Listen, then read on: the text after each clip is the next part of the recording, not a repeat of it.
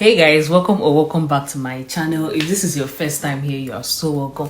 And if you're a returning subscriber, you guys know you're the best. So in this particular video, I'm going to be talking about all of the culture shocks I have experienced since I came to Canada. Since I came to this land of Canada, I have been experiencing culture shocks like every 2 market days. So I'm finally here to discuss all of them with you guys because I just feel like there's so much I'm experiencing. Because me, I'm a typical Igbo girl I'm from Anambra State, and I am experiencing so many things since I came to this place. So I just want to talk about them with you guys now that they are still shocking me, now that they are still kind of fresh in my mind and they are still very, very shocking to me. I just want to discuss all of them.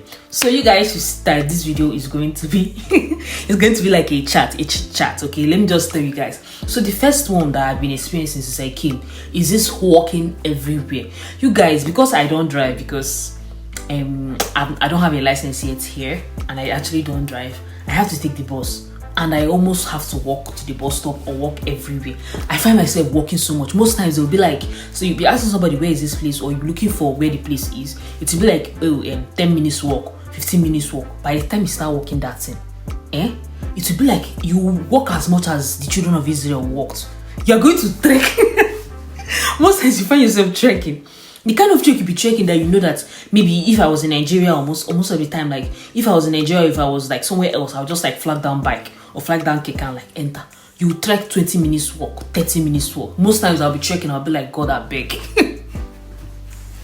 God, I beg. That's why I really want to get my license so that I can actually start driving, because the trekking is just so much.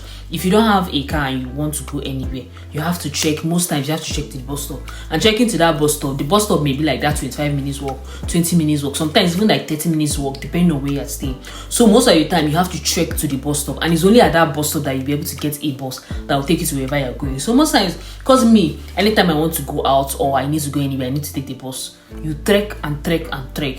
And if you even like, the worst part is that let me tell you guys now, the worst part is that if you're trekking and you're like walking leisurely, you're not walking fast, you walk to that place and you find out that maybe the time for the bus to come has gone, and because like the bus has already come and gone and you've missed the bus, you have to like start waiting there for another bus. So that trekking thing there, you can't just be trekking as if okay, you're trekking without purpose. So most times if you're going to the bus stop, you need to trek, you need to walk like somebody that has purpose.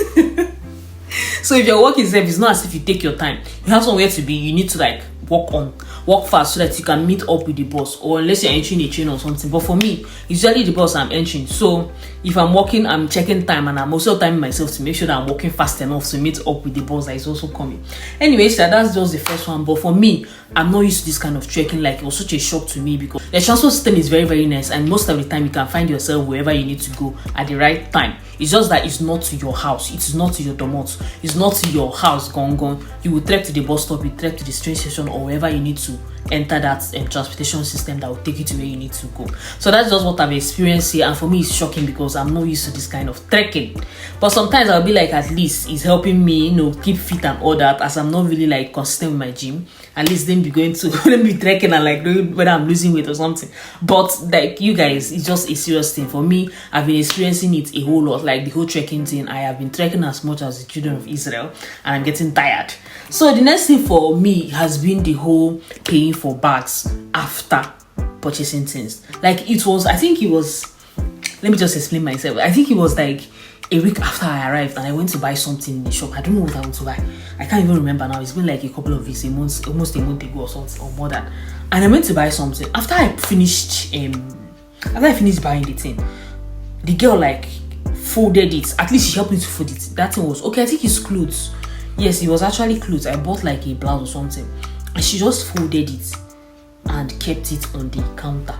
In my mind, I was still like, okay, waiting for her to bring the bag. You know how you like buy something and you expect them to put it in a nylon for you? That was what I was waiting for. Like, okay, like let her. I was just like waiting, maybe thinking she's like trying to reach for the bag or something. She didn't get any bag. She was just looking at me. Me too, I was looking at her. We're just looking at ourselves. After I finished looking at her, something just told me, when you can just like, I don't know how to put it, but you can just like somehow sense that this person is not going to bring it. There's no bag coming. I just like took the clothes And I like smiled at her, like, and I asked her, oh, it's like they don't, you guys don't give bags. She said no, that they don't give bags here, that if I want a bag I need to tell her so that she can charge me for the bag and then pack. I will use the bag to pack my things.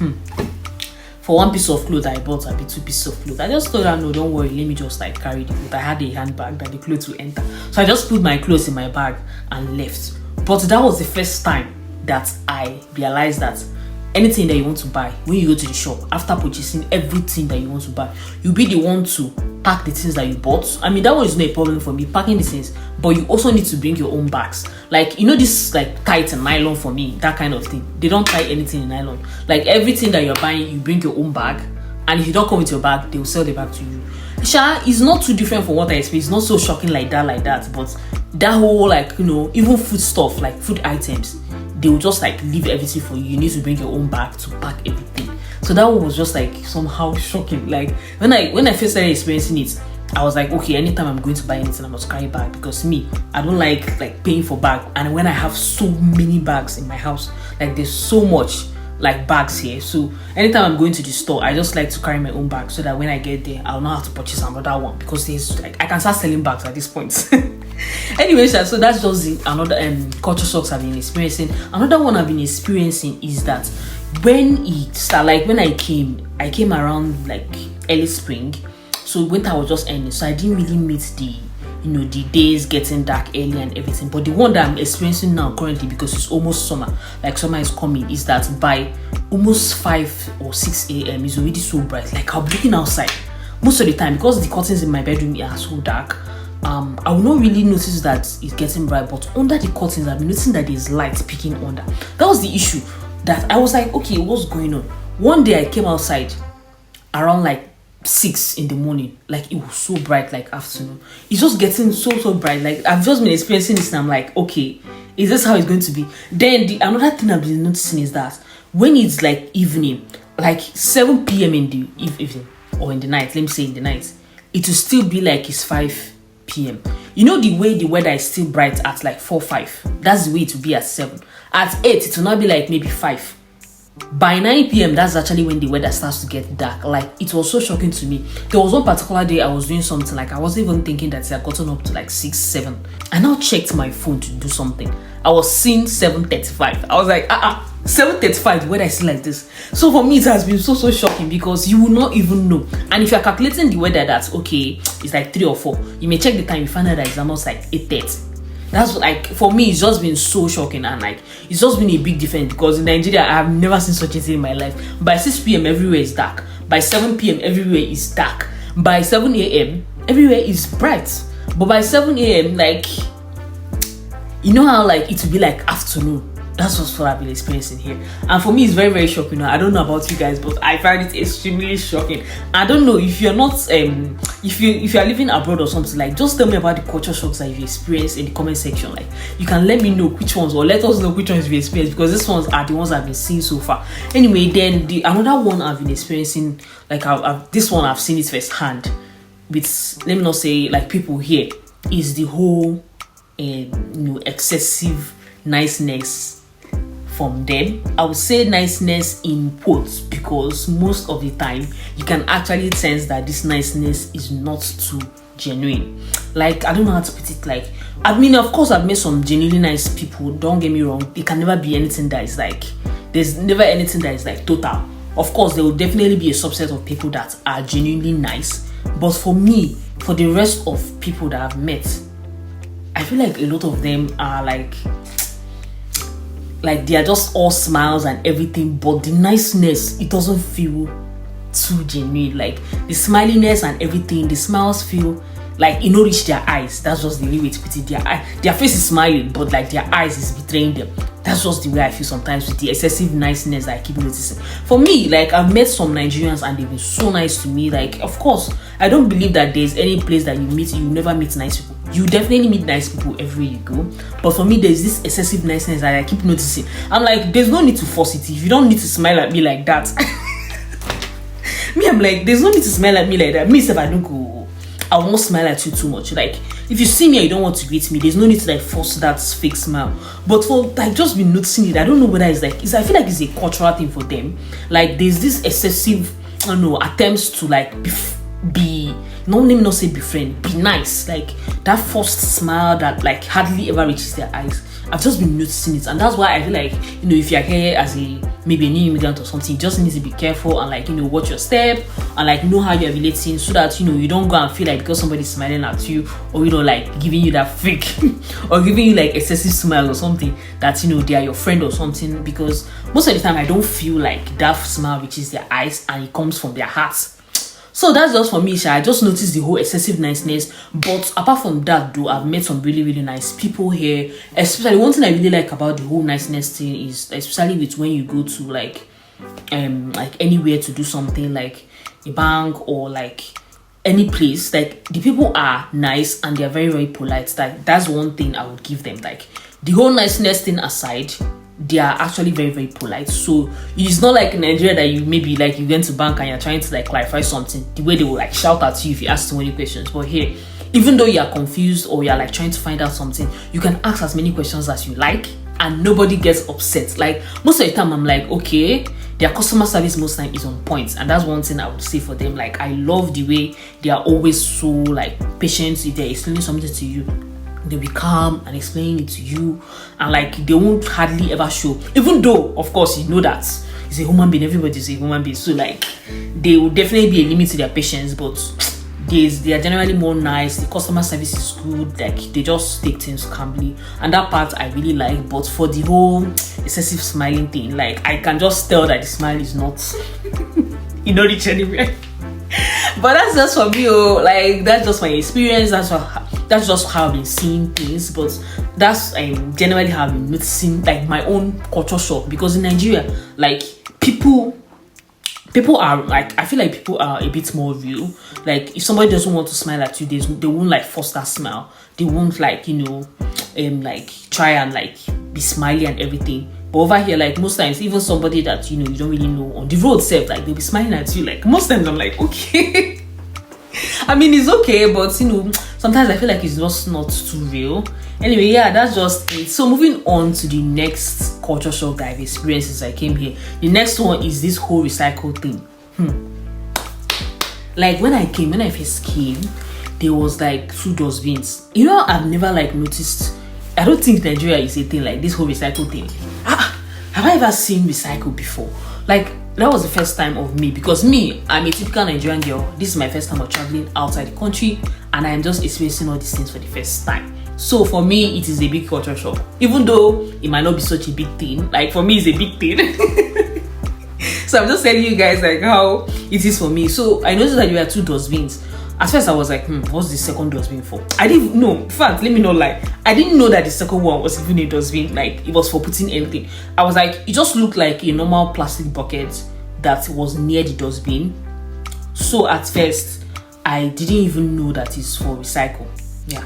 So I was just putting everything inside the one big dustbin. It was later that my husband had to explain to me that, you know, paper and the other stuff, plastics and stuff, go inside the recycle bin that is next to the dustbin. That was when I realized that, okay, that's what this, because it was just like a normal bucket. Like, but the only thing about the bucket that is blue in color, and you know, there was the sign written, is a roundabout sign, arrow sign on it. So I didn't really think too much about it anyway, but right now I already know.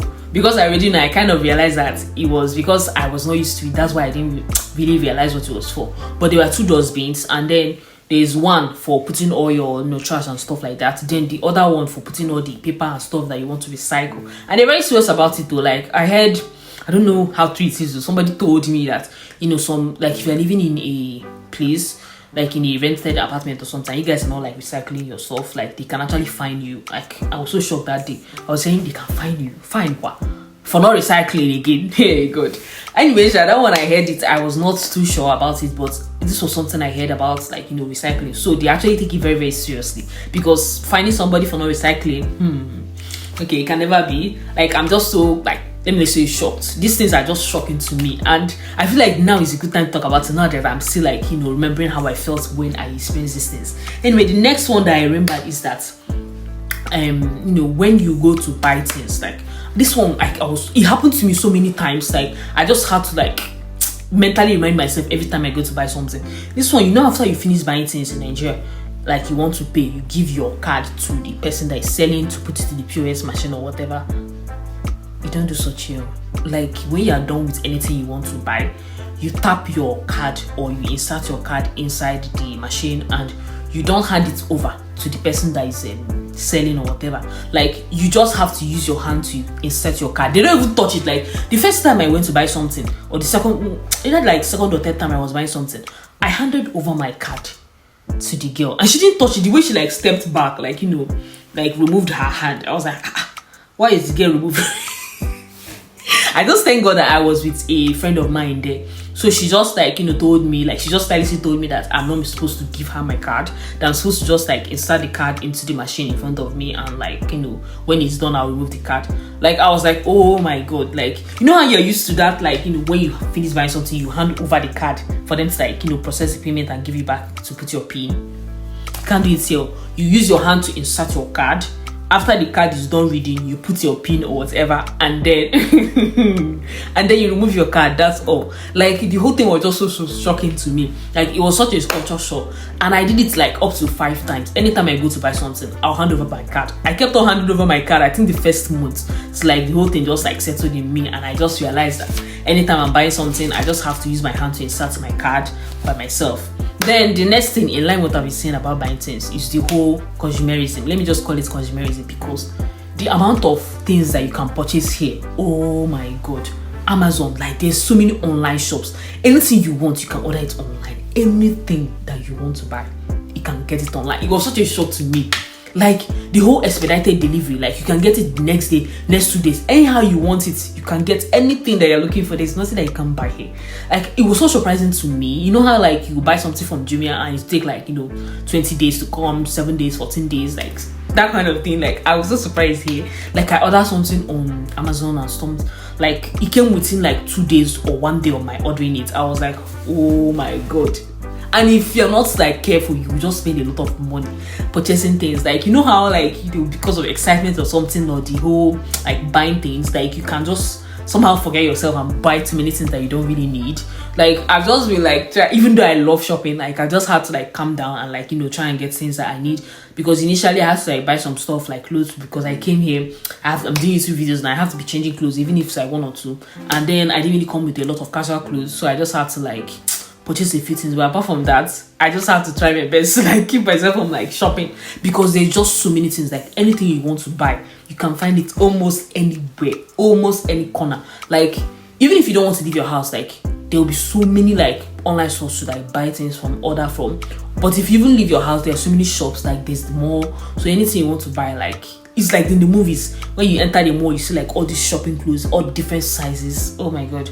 It was just surprising to me, sha. And like, it's not like that in Nigeria, because sometimes you go to a shop to buy something, it will not be available, or they will have it in only like one color or one size. But here they have it in different colors, different sizes. It's just so different.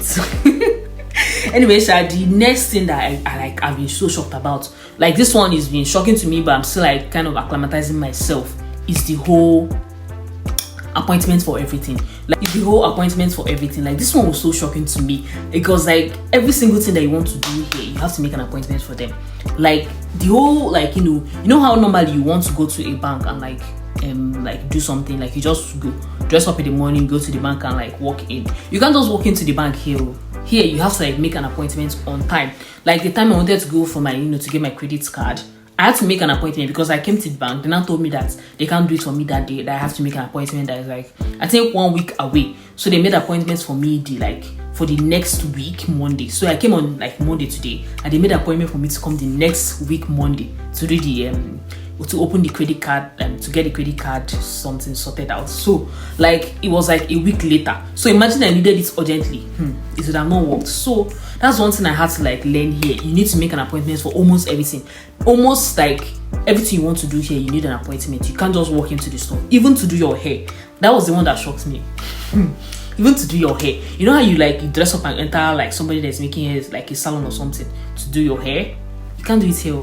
You need to like book appointments online on their website. After booking the appointment, you will now like go on that day at at the exact time, or else they will not attend to you. Like if you walk into their shop or you come late or something, they might even like charge you extra fee for late coming. That was the most shocking to me, like the whole like booking appointment for salon. Almost everything. Like the time I even wanted to get my ID cards and stuff, I had to book appointments online. That was like I think a week later or 2 weeks later before I could go and get my ID cards or something done. Almost everything you want to do here, you need an appointment. So that one was another thing that was kind of shocking to me, but I'm still like getting used to it right now. Then this, which is the weather. Guys, I can't end this video without talking about the weather. The weather has been shocking to me because it's so new to me. In Nigeria, like it's just warm. Even the small rain or small harmattan breeze that you get like once in a while can never compare to this. God, that was the first thing that shocked me. It was like living, like the first time I came, it was still snowing a bit. That week I came, it was still snowing a bit. So it was like living in a deep freezer. That's just the only way to explain it. And I didn't even come in the heart of winter. I came when it was like spring was already coming, like it was beginning of spring. This is almost summer here, but like that time was beginning of spring, so the weather was still kind of chilly. I was just like, oh my God, what is this cold? Every single day, anywhere I want to go, I'll step outside, I'll be shivering. I'll lie in my bed, I'll be shivering. Everything was so cold. But right now, I'm already kind of, let me not say I'm used to it, because I've not really experienced winter. But the weather is getting warmer, so I'm just kind of enjoying it right now. But I later heard that it's still going to get a bit hotter during the summertime, because summer is very, very hot. But the winter is just so cold. Like that period, anytime I want to go out, I'll wear 2 sweaters, then I'll wear jackets. I'll still like be feeling cold with everything I've worn. I have never worn so many thick clothes in my life. That time, I didn't even enjoy it, let me not lie. Because anytime I want to go out, most times I'll be shaking. Any small breeze. There was one particular morning I left the house to go to something. I went outside. Oh my God. It was so cold that my nose started running. My tears even started coming out from my eyes. That morning I don't enjoy it at all. It was so cold. Anyway, I just had to like, enter one shop and like just wait a bit, let the weather calm down, because the breeze was just like blowing as if it would kill me. But then later on, I just had to like, acclimatize with the weather, even though I feel like winter is still going to be hectic for me. But I'm just like getting used to the whole like weather, like the whole like cold weather, hot weather. Like I heard it's still going to get hotter than anything I've ever experienced during the summer. But during the winter, it's actually too cold. It's like living in a deep freezer. For me, like the weather is just a bit extreme, because the winter is extremely cold. The summer is extremely hot. Like it's so hot that there are wildfires in Canada. I don't know if you guys said the whole news. There was a period that there was so much wildfires and everything. People were evacuated from their homes. So it is that hot, and the coldness is also very, very cold. So the weather is just a bit extreme, but it's okay. I'll get used to it eventually, because this is not something you get used to one day, but after a while you just have to like acclimatize with the whole situation that you find yourself in. But for me, it was such a big shock, because I was, like they tell you it's cold, but nothing prepares you for the amount of cold that you experience in your first week, depending on when you come anyway. If you come during the summer, you will not notice it. It's in the winter that you people really feel that cold. Anyway, for me, I had to like get used to everything, like going out without jacket. Most times you be in your house, like you be looking outside, like to look like it's sunny. Won't be tidy if you go out without like jacket. The sun is actually just, let me not say light. The sun is actually just light, so it's just like having sunlight but no heat. So the weather will still be freezing, but there's sunlight like shining. You're under the sun, but you're freezing. I don't know if you can picture it, but it's just like the only way to explain it. Because over here, I was so like, some days I'll see sun shining from the window, I'll like head outside thinking that it's going to be warm. If you go with that jacket, you're still going to feel very, very cold.